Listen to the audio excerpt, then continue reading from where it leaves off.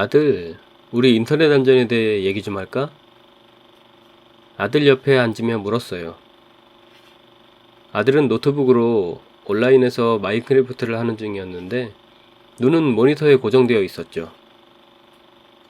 게임 좀 잠깐 멈춰봐. 결국 게임을 끄고 노트북을 덮은 뒤 저를 쳐다봤어요. 아빠, 이번에도 싸구려 무서운 얘기예요? 뭐? 전 상처받은 척을 하고는 그를 향해 웃으며 말했어요. 난 네가 내 교훈이 담긴 이야기들을 좋아하는 줄 알았는데? 마녀, 유령, 웨어울프, 트롤 같은 걸 만난 아이들 얘기를 해주며 키웠거든요. 다른 부모님들도 그렇듯이 저도 이런 이야기를 이용해 아이들에게 안전과 도덕성에 대한 교훈을 주고는 했죠. 우리 집 같은 편부 가정에선 모든 육아수단을 사용해야 하는 법이잖아요. 아들이 얼굴을 찌푸렸어요. 내가 6살 땐 괜찮았어요. 전 컸으니까 그런 건 안 무섭다고요. 이제 그런 건 좀 유치하잖아요. 인터넷에 관한 이야기를 할 거면 진짜 무섭게 해줘요. 제가 믿지 못하겠다는 듯이 눈을 가늘게 뜨자 아이가 팔짱을 끼며 대꾸했어요. 아빠, 난 10살이라고요. 아무렇지 않아요. 뭐 알았어. 노력은 해볼게. 옛날에 콜비라는 아이가 있었어. 도입부가 별로 무섭지 않았나 봐요. 깊게 한숨을 내쉬며 아빠의 뻔한 이야기를 듣는 아들을 보며 전 이야기를 계속해 나갔습니다. 콜비는 어린이용 웹사이트에 가입했어. 얼마 지나지 않아서 게임상에서 다른 아이들과 얘기를 시작했지. 헬퍼23이라는 아이디를 쓰는 10살짜리 다른 아이와 친구가 됐어. 같은 비디오 게임과 TV 프로그램을 좋아했고 농담 코드도 맞아서 새로운 게임도 같이 하고는 했어. 몇 달간 그렇게 지내다가 콜비는 게임상에서 헬퍼23에게 다이아몬드 6개를 보내줬어. 이건 꽤나 큰 선물이었지. 곧 콜비의 생일이니까 헬퍼23은 콜비에게 진짜 선물을 보내주기로 했어. 온라인 아이템이 아니라 말이야.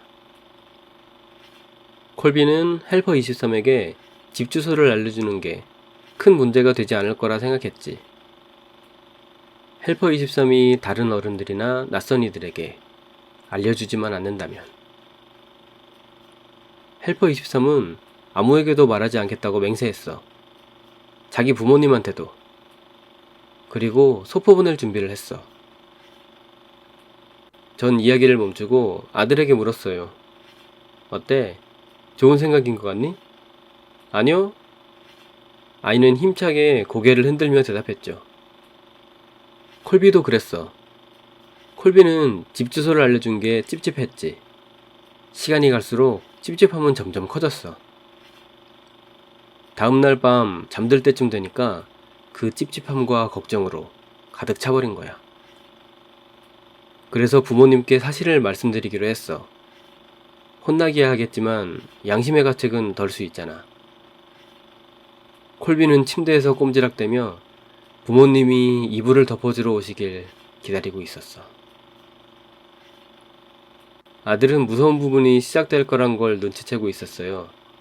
아닌 척 말했지만 눈을 동그랗게 뜨고 몸을 앞으로 기대고 있었거든요. 제가 의도적으로 조용하게 말했으니까. 콜비는 집에서 나는 소리들을 듣고 있었어. 세탁기에서 빨래가 돌아가는 소리, 나뭇가지가 벽돌을 긁는 소리, 아직 어린 남동생이 아기방에서 옹알이를 하는 소리까지. 그런데 어떤 소리가 들리는데 무슨 소리인지 잘 모르겠더래. 마침내 아빠의 발자국 소리가 복도를 울리는 게 들려왔지. 아빠? 콜비가 초조하게 아빠를 불렀어. 저 말씀드릴 게 있어요. 아빠가 이상한 각도로 방문에 머리를 대고 있었어. 어두워서 그런지 입은 움직이는 것 같지 않았고 눈도 좀 이상했대. 그래, 뭔데? 아빠 목소리도 좀 이상했어. 아빠 괜찮아요?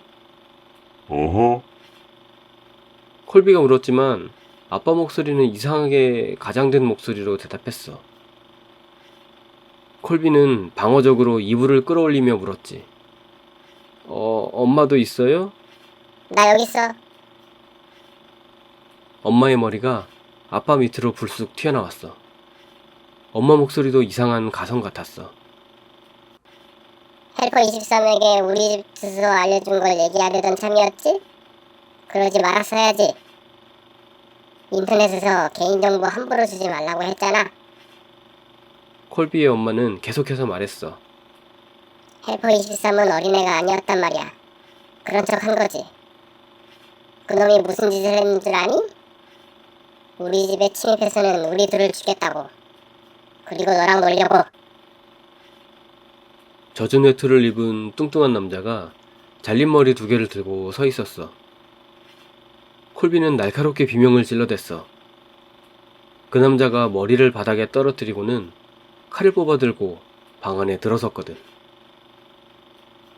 내 아들도 소리 지르기 시작했어요. 손으로 얼굴을 가리면서 말이죠. 하지만 이야기는 이제 시작인걸요? 시간이 흐른 뒤 콜비는 죽어가고 있었어. 비명소리도 꺼져가고 있었지. 그 살인자는 다른 방에서 들리는 아기 울음소리를 알아채고 말았어. 그리고 콜비에게 꽂혀있던 칼을 뽑았지. 특별한 걸? 한 번도 아기를 죽여본 적이 없어서 기대하고 있었어. 헬퍼 23은 콜비가 죽게 내버려두고 아이 울음소리가 나는 곳으로 발걸음을 옮겼지. 아기 방에 있는 요람으로 가서는 아기를 꺼내 팔에 안았어. 아기를 자세히 보려고 테이블 쪽으로 몸을 향했지. 그런데 그가 아기를 안아들어서 아기 울음이 잦아든 거야. 그 아기는 올려다보며 빙그레 웃더래. 헬퍼 23은 아기를 안아본 적이 없었지만 능숙하게 아이를 품속에서 흔들어줬어. 아기의 볼을 톡 치려고 피가 흐르는 손을 담요에 닦았지. 안녕 귀여운 아가야. 세디즘의 분노가 좀 더 따뜻하고 부드러운 무언가의 속으로 녹아들었어. 그는 아기를 데리고 아기 방을 나왔어. 집으로 데려가서는 윌리엄이란 이름을 지어주고 자기 아이처럼 키웠어.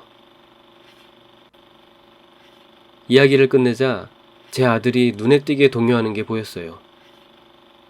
짧은 숨을 고르지 못하게 쉬면서 말을 막 더듬더라고요. 아빠, 내 이름이 윌리엄이잖아요.